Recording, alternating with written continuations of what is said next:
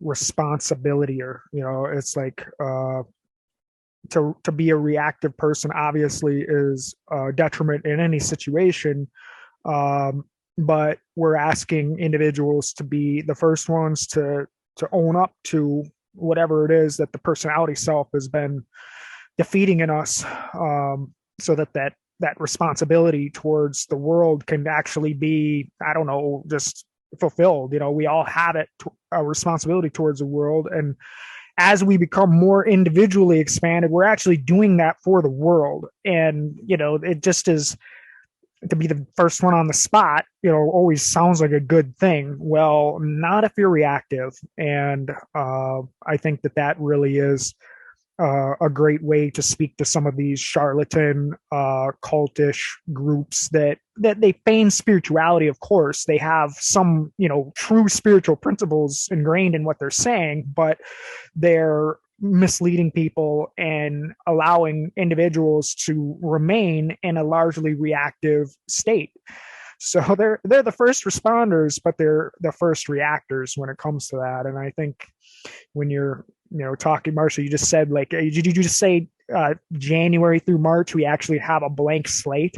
So wow, that's actually amazing. Yeah, when it was shown to me, it was completely blank except for the word joy.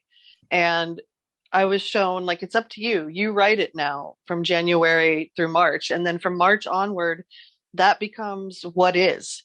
So, we write it, through our dream weaving, like we've been talking about, but we can also like write it down because the written word is so, so, so powerful. So I highly encourage that. I know for the last month, Spirit has told me to just do a stream of consciousness writing every morning. And, I ho-hummed about it for forever and did it, and then have done it every morning. And now I'm like joyously skipping forward toward it every day, like weird. And it's incredibly powerful. So I just encourage the written word right now, especially during this time period, because it's going to pay dividends.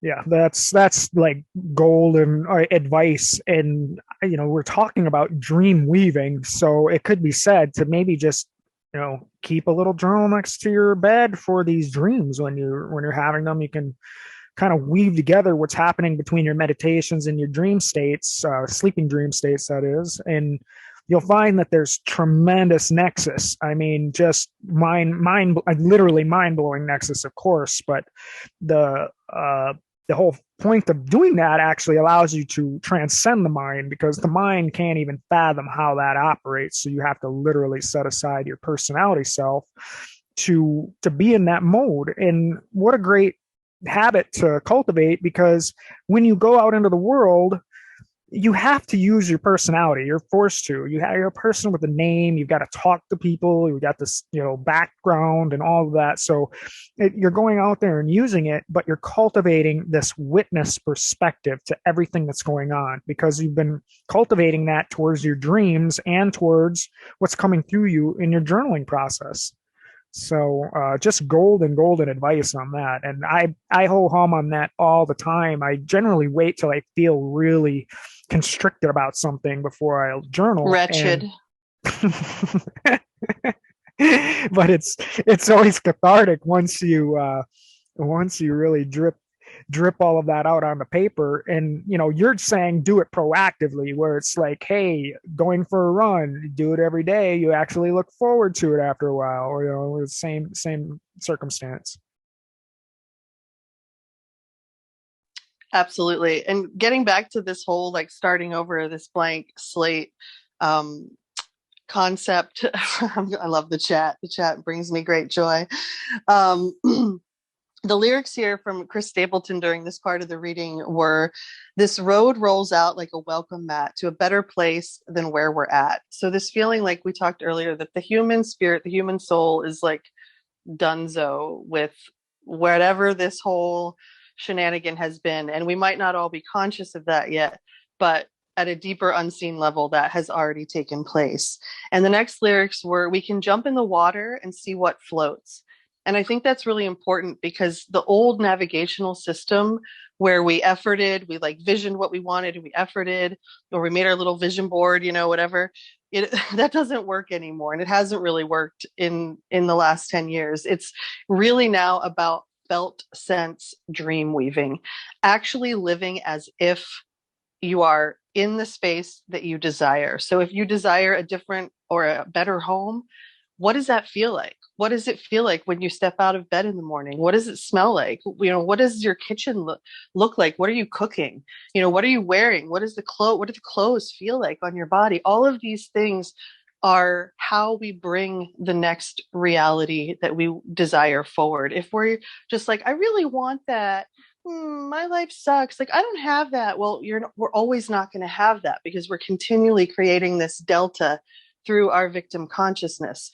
So jumping in the water and seeing what floats is really, from spirit's perspective here, of if it doesn't have juice behind it, if it doesn't have oomph, then it's not going anywhere in 2022. And we can, like, paddle all we want, but we're just going to keep, circling right back to where we started.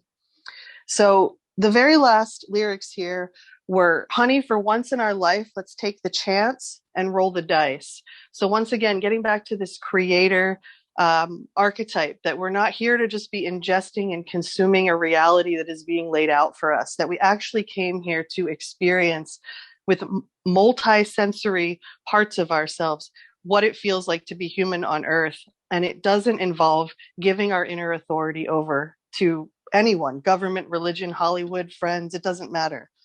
And so the last lyrics here were, someday we'll look back and smile and know it was worth every mile.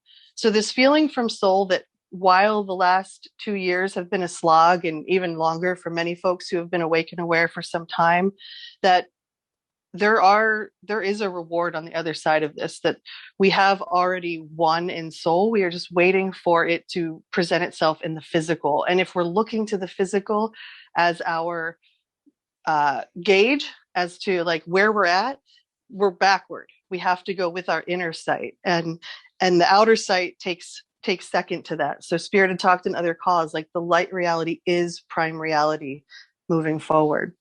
And some of the ways that spirit said that we can really anchor this new writing our own story is through mass non-compliance, peaceful non-compliance, opting out of that which does not serve the soul. And there are so many ways to do that, and we can talk about them at length, but we may know within us where we're supposed to be opting out. Are we supposed to be moving our money out of a big bank into a smaller community setting? Are we supposed to be pulling our kids out of school and homeschooling, or coming up with a cooperative curriculum? Where are we being asked to shift from the big machine down to the local, down to the heart, to the hands, and to where we can really make an active change? So mass, peaceful non-compliance, opting out of that which does not serve us, and remembering, Spirit said that our unfinished business in 2022 is now a form of self-sabotage. So there's no more like, I have to take more time to heal this, or, this has just been something I've dealt with for 20 years.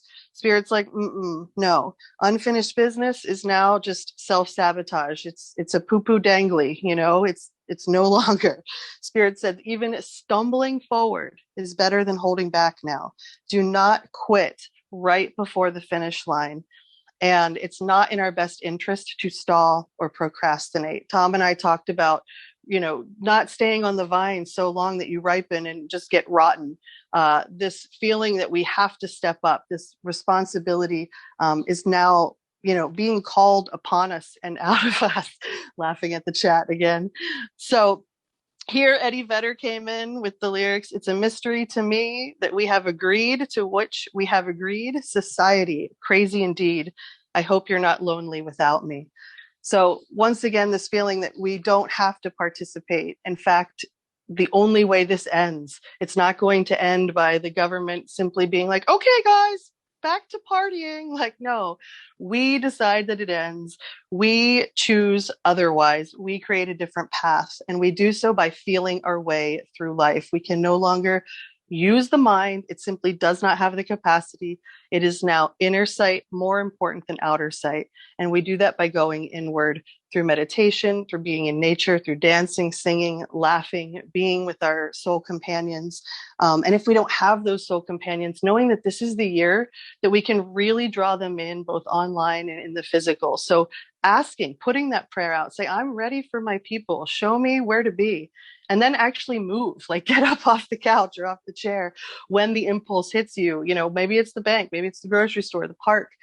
Get up and go, because there's probably someone there you need to have a heart connection with. And it's amazing what we can unlock in each other when we are just here, when we are just present. So this is a time where we relish the simple pleasures of what it means to be alive. We begin to activate senses that the human body and the soul have never experienced, and we do it through the frequency of play. So all of this from that blank slate of joy. That's the only thing Spirit has written on there. The rest is up to us.